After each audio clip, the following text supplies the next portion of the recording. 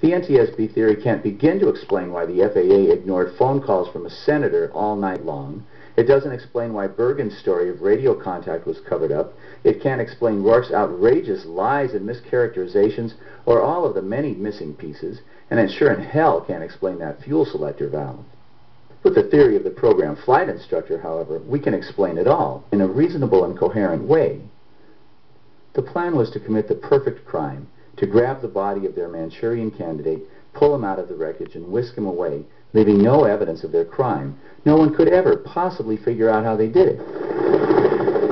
And they left no evidence, except for the 15-hour delay dispatching the search and rescue craft to the crash site. They must have let Georgie, Dick, and Rummy get involved, and as they have with the economy, energy, post-war Iraq, and Hurricane Katrina, they totally screwed it up. They let the plane sink. And then rather than go with Plan B and just let the flight instructor's body get recovered, they created this outrageous delay, without which this investigation would never have begun. The NTAP location was withheld from the Coast Guard and the Civil Air Patrol from 5 a.m. when it was available until the luggage began to wash up on the shore at 1 p.m. in order to give the bad guys time to recover the body of the flight instructor. Do you doubt me? They were out there. They were seen out there. Listen to this. Okay. Lieutenant Colonel Richard Stanley of the Civil Air Patrol, we appreciate your talking to us. If Kelly Tuthill is still standing by. Richard Stanley has been out searching the dry land areas of Martha's Vineyard since 7:30 a.m. He's now speaking at 12:15 a.m. Listen closely. In case the plane in fact had gone down. Go ahead. Going back to what you had, you said you heard rumors of an NTAP west of That's correct, yes. Yeah. I saw the Coast Guard out there. That's the only thing I had that would hint in that direction. Okay, yeah. There are reports that there were radar contacts within a few miles west of the vineyard. Yeah, so you did see Coast Guard vessels out there searching? Not vessels, helicopters. Coast Guard helicopters? Yeah. Okay, very good. Okay? Okay, thank you, sir. Sure, thanks. Now wait a minute. Stanley is speaking at 12:15 about events he saw early that morning. Admiral Richard Larrabee of the Coast Guard said several times that the Coast Guard did not get the information necessary to begin a focused search until 1 p.m. And by about 1 o'clock this afternoon, we had narrowed that focus down to an area of about 17 miles southwest of Martha's Vineyard. A few minutes after the interview with Richard Stanley, Todd Bergen, the Coast Guard information officer, said the same thing, that he and the Coast Guard didn't have any radar information.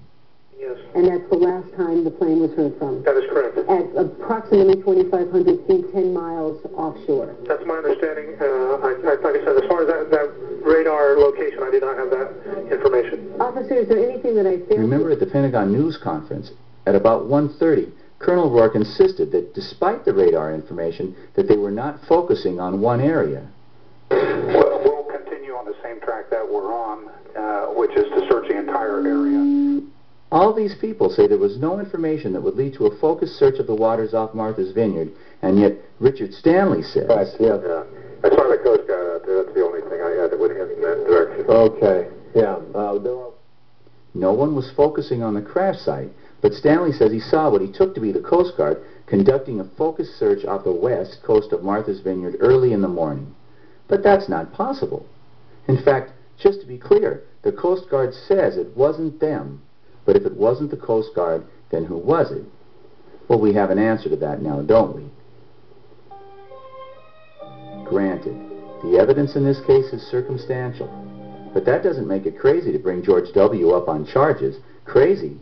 Hell, it's not even unusual. It is part one of the absolutely basic, standard operating procedure for any criminal prosecution. A two-step process that has put tens of thousands of Americans, perhaps hundreds of thousands, in prison today using less evidence than can be presented in this case. Step one of the process is to review the evidence, so let's do that quickly. 1. The guy's father was a murderer. John's refusal to accept the official version of his father's murder, his promotion of Oliver Stone, his commitment to publishing bold and important truths about the crimes committed by governments against their own citizens, and his real potential to seek and win high government office all made John a very real threat to the monsters who killed his father. 2. Bush Sr. earned the oil mafia support for his presidency by killing John Kennedy Sr.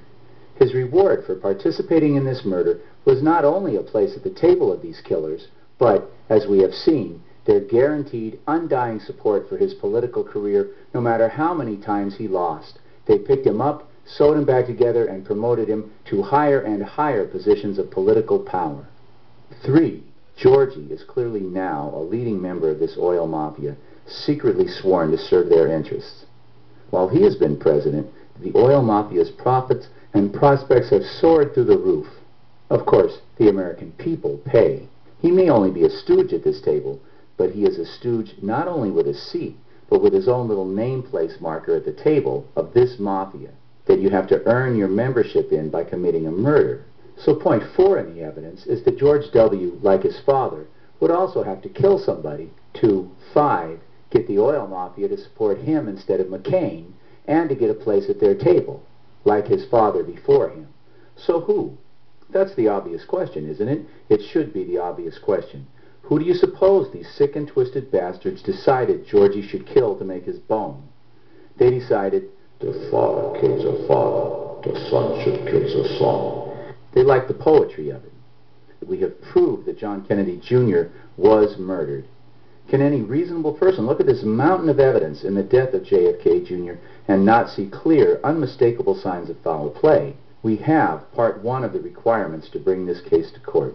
Very powerful circumstantial evidence, the only explanation for which is murder. Now, the best explanation, the most reasonable explanation, the most probable explanation for the available evidence will be accepted as proof in a criminal case if and only if it is also the only reasonable explanation. That is, if the only other explanation is ridiculously and unreasonably improbable, leaving no reasonable doubt. If this were a court case, George W. Bush would have to prove a reasonable alternative explanation for the facts we have presented here. He'd have to give a reasonable explanation for why the Dark Lord supported a coke-addled, draft-dodging loser instead of John McCain. He'd have to explain the FAA's ignoring of Senator Kennedy, and Rourke's lies, and that absolutely amazing fuel selector valve. He'd have to